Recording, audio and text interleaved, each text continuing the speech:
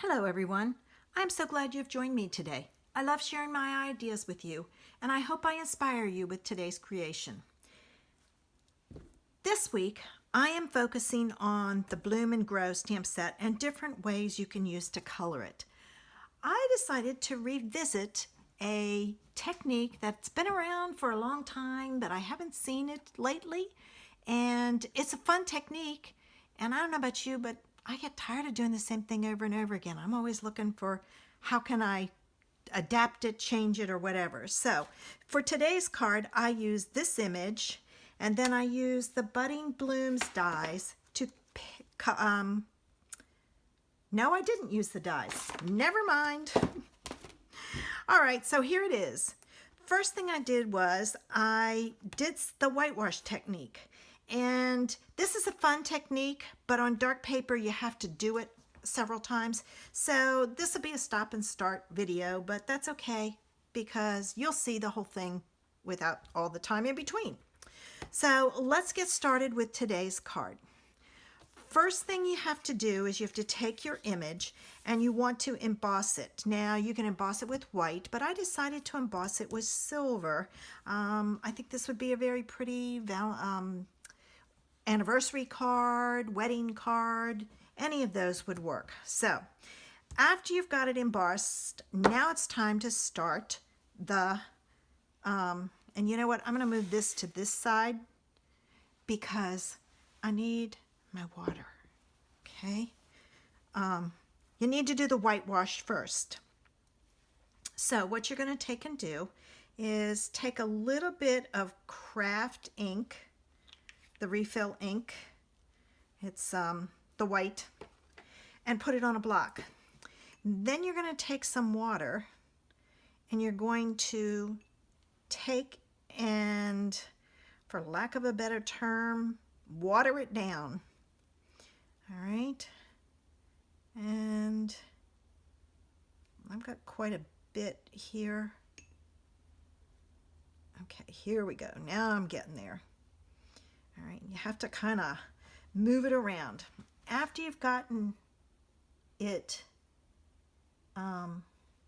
watered down, you're going to take with your aqua painter, and I prefer to use the water to dip it in. I find I have better control. So if you're struggling with your aqua painter, just get a little bowl of water and dip it in rather than taking and having to, now see, you have to come back every once in a while and get some more water. I find if I don't do it this way, I get too much water on there and it doesn't work right. So this works for me, so maybe it'll work for somebody else. And I'm just coloring in every image on here. It's basically flowers in these little ball guys. I don't know what they are. If anybody knows the name of it, make sure you let me know, because I would really like to know what to call them. All right. And it is kind of tedious, so now that you've got the idea and you know what I'm doing, I'm gonna not talk and speed this up.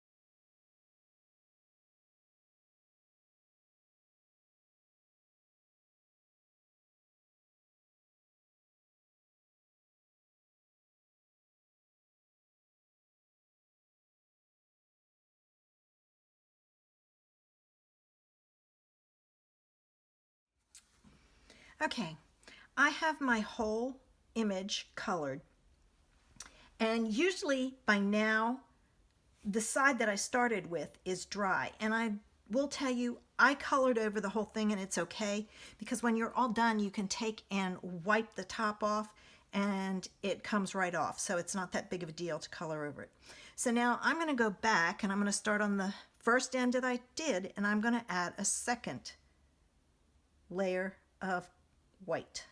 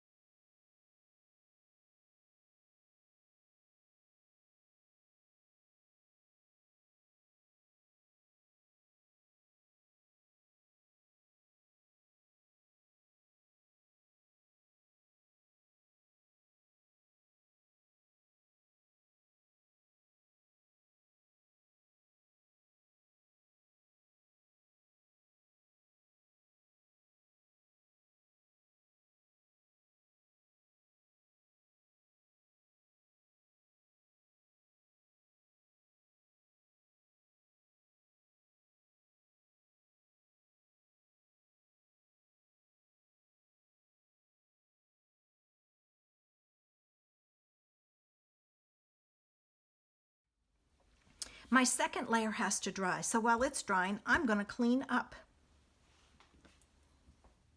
All right, my second layer is dry, and before I go on, I'm going to take and wipe off that white off of the embossed image.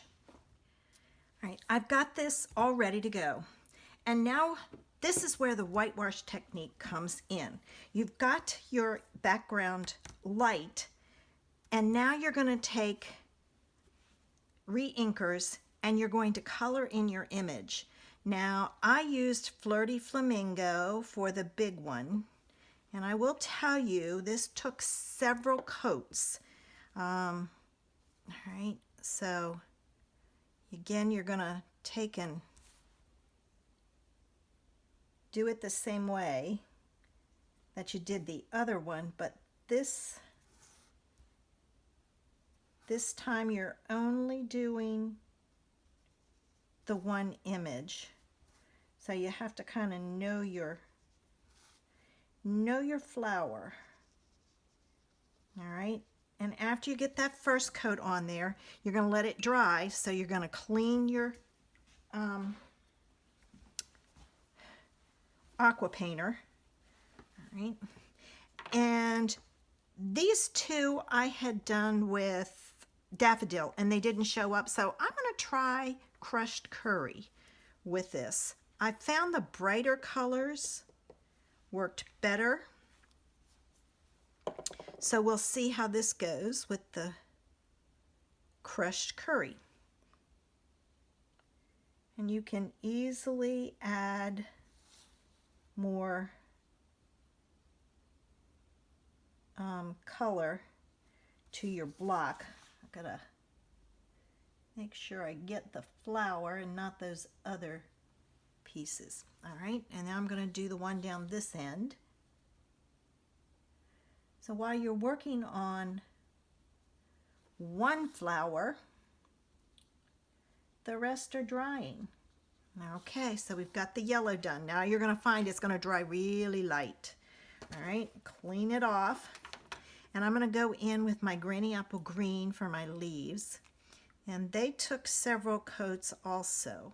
So it just depends on your color how much you have to use. So I'm going to do this. And there aren't as many leaves, although I did find it as after I started, I went, oh, I missed that one. Oh, I missed that one. So I did leave the little balls white. I didn't add anything any color to them. Okay. And then the last one, and this one is the one that really works well, is Melon Mambo. So I'm going to add some Melon Mambo, and I'm going to do all the little tiny flowers. Let me get some water. I may need to clean that out.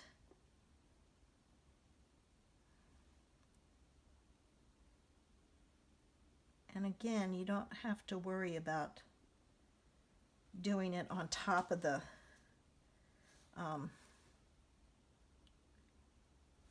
embossing, because you will wipe it off.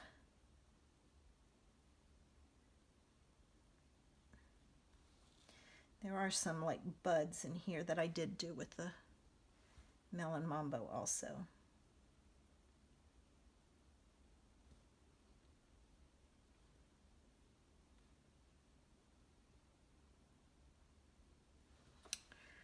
All right, I'm going to let this dry a little bit, and I'm going to change my water. Now that this is dry, let's go with another coat, especially for the Flirty Flamingo. So we're going to just go over top of it again.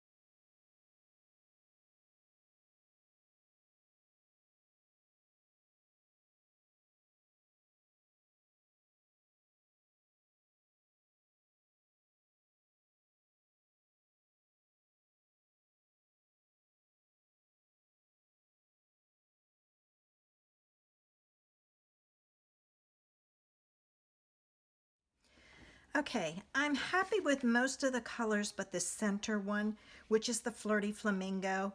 I'm going to add another layer to it, and I will tell you, you need to take and clean your brushes out in between using colors. If you have more than one, that's good, because then you can take and give it a chance to clean out. See how it's got the red or the flirty in there, flamingo. I had green in the others. In fact, speaking of green, I'm gonna see if I can do my leaves one more time. And you will know when you need to put more water on your brush. It will start to drag and it won't be fluid. So then you know, time to add some water. So one more layer. I'm not going to do the melon. I think the Melon Mambo is good. So I'm going to do another layer of yellow. And I think it will be done. And it'll just have to dry.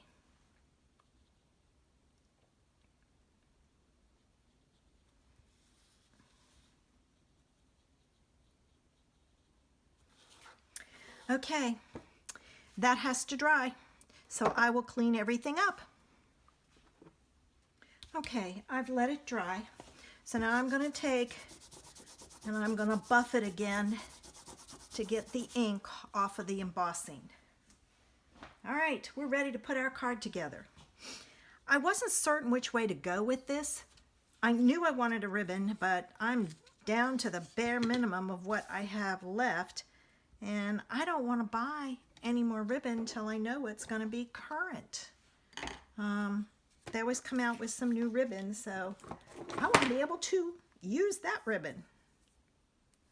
So I did have quite a bit of the polka dot tool left, so I'm going to just use that one.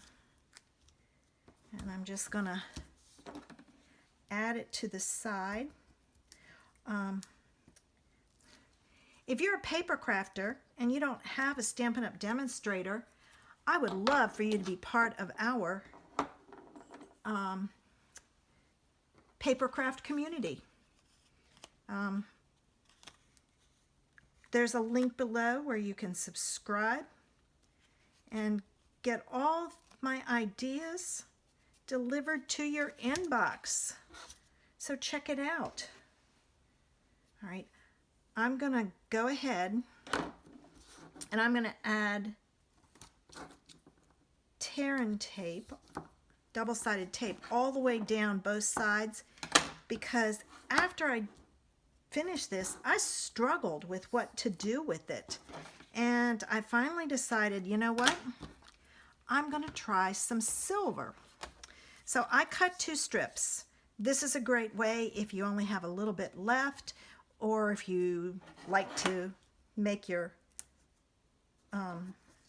products, extend the use of them and everything. So just cut your strip same size, a little bit wider, or a little bit, not a little bit longer, and then use your strip,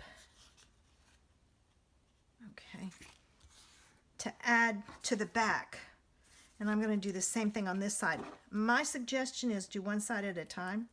When I made my sample, I didn't do that. I pulled the tape off both sides. Oh, what a mess I had. It was sticking to everything. And I apologize for my head getting in here, but I have to make sure it goes down straight. All right, it wasn't on that one, so I'm gonna trim these ends up because they're just a tad bit longer. There. All right. I wasn't certain how to put this on my card. It just wasn't looking right. So I opted to take the ornate floral embossing folder, and I embossed a piece of white, and I thought these flowers would look perfect on as a background to this whitewashed image. I don't know why I struggled with this one so much. Usually I don't, but it's not because of the technique. I don't know. Maybe I had an off day, but who knows? But I did get it done, and I like how it turned out. I think it's very pretty. Do you ever have those days where you sit down and you think, what am I going to do? This doesn't look right. I tried several things. It just didn't look right. All right. So now I'm going to add this to the card base, or I should say the layer base. And then this I'm going to put on with double-sided tape because it's embossed, and I have mountain or valleys and plateaus, and excuse me, I find that if there's not a lot of plateau, which there usually isn't on an embossed piece unless it's not the whole panel's not embossed, it does not like to stick, and I don't want my card coming apart.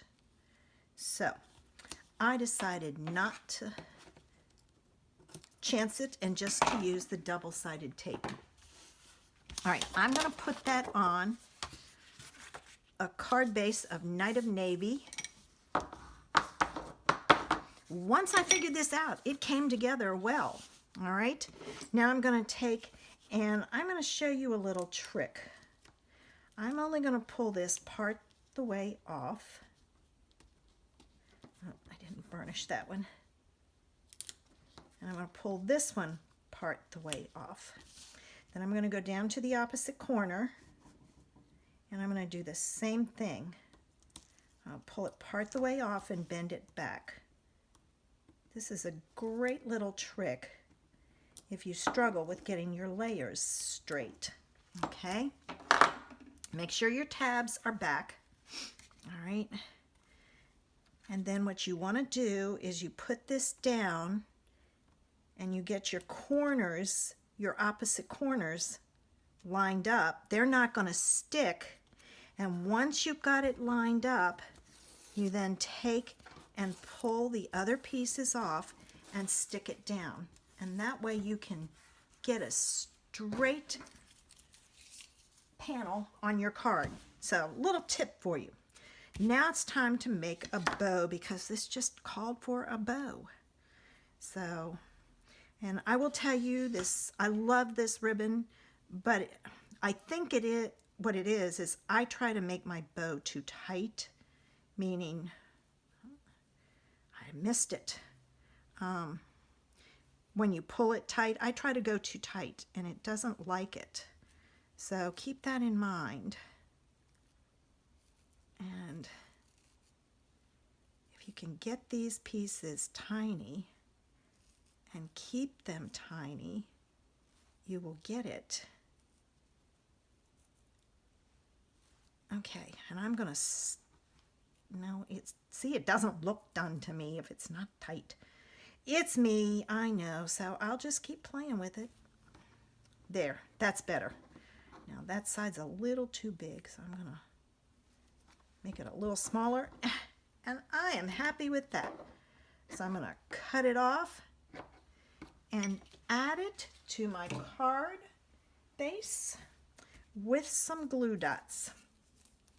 And remember, a glue dot on the left of your bow, of your knot rather, and a glue dot on the right of your knot, and your bow will not pull out. And there it is.